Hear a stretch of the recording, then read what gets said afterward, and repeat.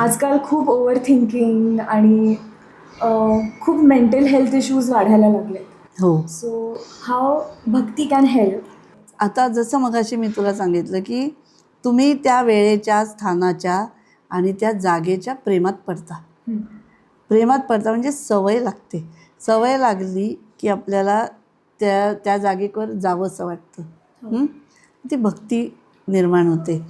भक्ती निर्माण झाली की मनापासून आपण भक्ती करतो.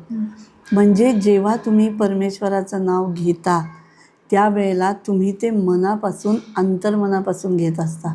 म्हणजे कसं की तुझी एक बसायची स्थिती असते. त्या स्थितीत तू बसतेस. तू त्या स्थितीत एक 2 मिनटं, 5 मिनटं, किती वेळ बसलेली असते. त्या वेळेला तू पूर्णपणे शांत असतेस. विचारांनी शांत असशील की नाही ते आत्ता कळत नसतं, पण तू स्थिर असते. आणि त्याच्यामुळे तुमचं मूलाधार चक्र ते सहस्त्रधार चक्र त्यापर्यंत तुमची ऊर्जा जाते येते, ती पास ऑन होत असते. त्याच्यामुळे तुम्हाला एक स्थिरता येते.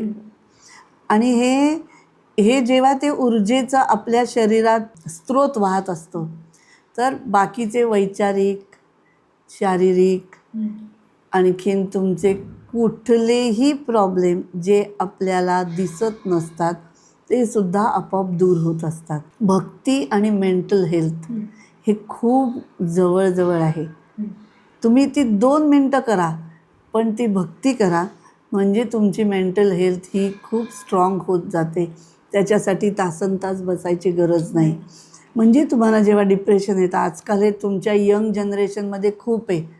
तर ह्या ज्या गोष्टी आहेत, जेव्हा तुम्हीच तुमच्या स्वतःला पहिलं मोटिवेट करायला लागतं, त्यांनी फोकस पण वाढतो.